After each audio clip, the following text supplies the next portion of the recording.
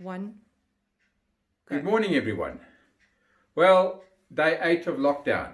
We're in our houses, we're in our homes. We're not venturing out there. We're trying to keep the virus contained. And yes, I'm doing my bit as well.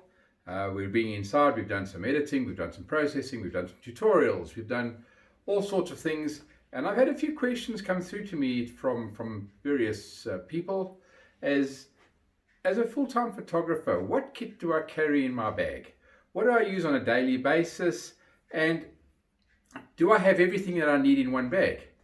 So generally, yes, my camera bag, I have everything that I need photographic camera-wise in my bag. I do carry other bags when I need external lighting, when I need some off-camera flashes, and I need some soft boxes and things. But as a rule, my camera bag is always ready to go. It's got all my kit that I need in it, and I find it very, very compact. And with Olympus being mirrorless, I get quite a lot in my bag, and I get everything that suits my needs. So if we have a look at the bag that I use, and I go to the Olympus bag, this is a bag that's I've got from Olympus, and I find it very, very compact. If I open the bag, this is my daily kit. This is my daily bag of what I use. We've got these beautiful straps that just hold everything in place. So my go-to camera, my everyday camera, is the AMD EM1X. This camera, I've got attached to it the Olympus 40-150 f2.8 Pro lens, which in full frame terms is equivalent to a 80-300 f2.8. Exceptionally compact, lightweight. The camera itself, it's got a built-in battery grip. It's got batteries, so extra batteries in there for longer life, and weather sealed. Phenomenal camera. This is my go-to camera for every single day. I have a backup camera, the AMD EM1 Mark II. This was the version that was available before the EM1X came out. I use my cameras with battery grips. I do have larger hands. I also do quite a lot of portraiture, so I like to use the camera in the portrait position without having to lift my arm around. So my backup camera and my second camera, which I use, beautiful. These cameras have got fold-in screens and suit my needs for my every single day type of photography. Now if I look with what I've got to the two bodies, I've got the equivalent of your 80-300 2.8. To complement that, I have the Olympus 12-40 Inzuko f2.8 lens. So this is equivalent to your 24-80 f2.8 lens. Small, compact, weatherproof. This camera is weatherproof. These lenses are weatherproof. This camera is weatherproof as well, the EM1 Mark II. You can actually take a glass of water, throw them over the cameras, and nothing's going to happen to them. Professional lenses, sharp, unbelievably sharp. I always use lens hoods. You'll never see me using cameras without the lens hoods on them. So I have your equivalent to a 80-300, 24-80. So Olympus terms 12-40, 40-150. I then have a fisheye, an 8mm f1.8. So yes, for those times that I need a bit more sort of angle in or wide angle in the scene, close-up areas, I use this mainly for weddings, for receptions, bit of architecture now and again. Beautiful, beautiful lens. I have the 7-14, which is equivalent to a 14-28 wide-angle lens, weatherproof, 2.8. So yes, between these lenses, I essentially have covered the entire range from really ultra-wide up to that's what 300mm is 6 times magnification. To enhance that, I have a 1.4 times converter, which works with the 40-150 and to the 300 f4 lens. So on this 40-150, it'll give me the equivalent of in full frame terms, of a 100 to 420mm f4 lens. It just clips on, very, very easy. And I've never been a fan of converters, but I must admit that this converter on this lens is very, very well matched. To further enhance the lens I have this little nifty, what you would maybe call a nifty 50. It's a 45mm f1.8. Exceptionally compact, exceptionally sharp. Olympus does have the weatherproof fully pro 45mm 1.2 version. I have not invested there yet. I find that for what my needs are, I find this little lens to be adequate most of the time. To complement that as well, I have a macro lens, and you might laugh at this macro lens, but the quality and the actual sharpness out of this is really it's above all. This is a 60mm f2.8, so in full frame terms equivalent to 120mm f2.8 lens. Small, compact, light, unbelievable. The rest of my bag, I have 2 flashes. I use the Godox system of flashes, and for the speed lights I use the V860s, and the main reason being that I have over here lithium batteries, no more pen light batteries. A battery like this will last an entire day for a wedding without having to run around and find pen lights and chargers. A lot more compact. These actual flashes work phenomenally well. I can use them on camera. I also have the controller here. So for the actual flash, if I'm using off-camera flash, I use the Godox system. So I have the Godox controllers that go with it. I prefer this controller as to the X Pro, because with this one I can have this on the camera and I can still put another flash on top. And for weddings and things, can't always use off-camera flash. You do need flash on the camera at times, especially during receptions and those candid shots. So I find the X1T and now the X2T that's available suits my needs better than the X Pro, because it just fits on, and then I can have the camera on the flash as well as controlling other cameras from this controller.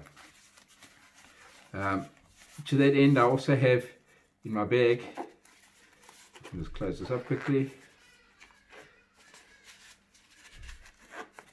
I have bounce cards, the Magi Bounce, which I have supplied to many photographers in the country, and this just merely fits on top of the flash like that, giving me a much softer bounce light.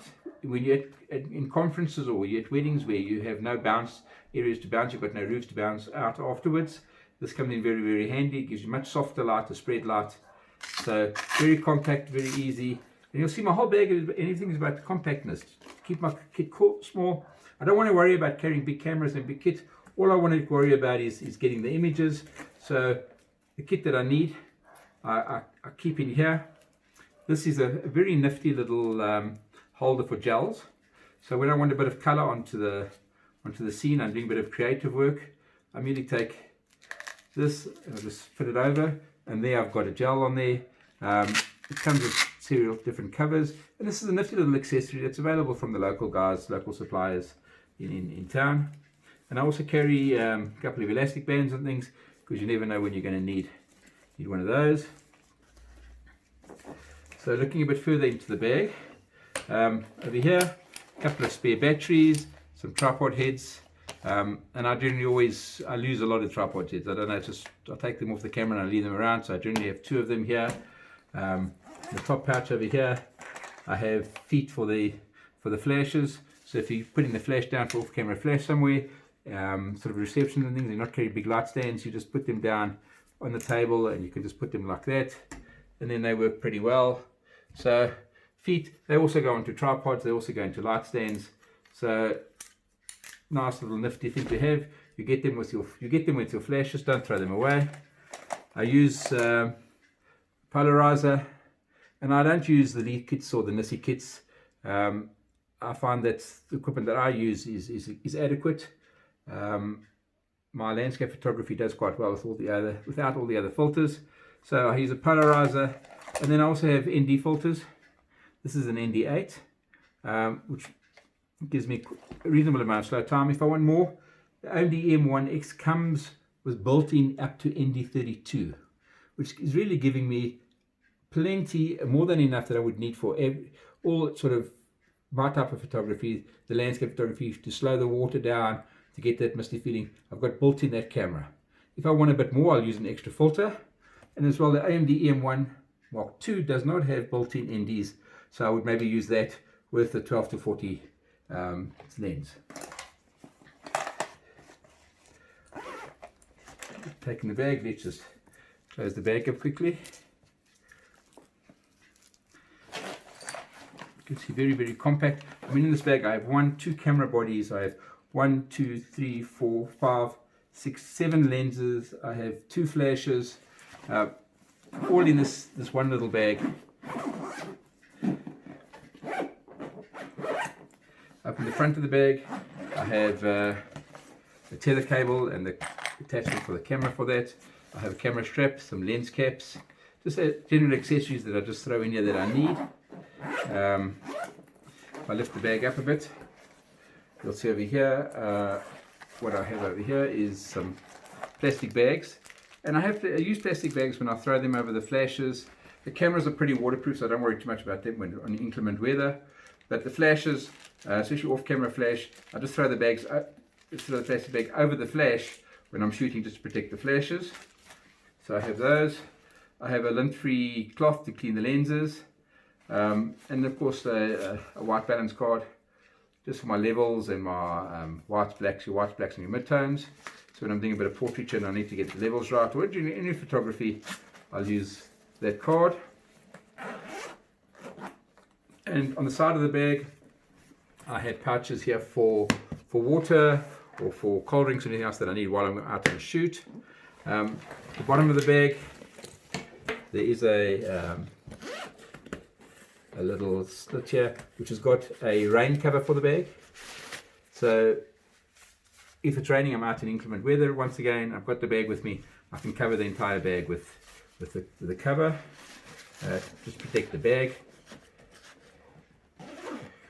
And when I'm out on assignment and out in the field and I need to actually have a computer with me, a laptop, this bag also has the facilities for me to just slit it open and me to slide my laptop in here. So there you go. Very compact, very easy. All of my kit generally into one bag. It slides compact. It fits into the airplane holders. It fits into the carry-on for airplanes. The only thing I don't have with this is maybe 1 or 2 longer lenses, but those I can put in a separate bag as well. And being Olympus, being mirrorless, they're pretty compact in terms of size. You know, Olympus's whole motto is break free from the heavy equipment, and I love this equipment. I use it every single day. It gives me phenomenal results. And so for all you out there, we have a few more days of lockdown to go. Let's hope we get this virus thing down. Let's hope we flatten the curve. And yes, enjoy your days at home. Be productive. Think of some photographic things to do. There are quite a few photographic challenges out there for you to be creative during this period. So hang in there, and we'll see you on the other side.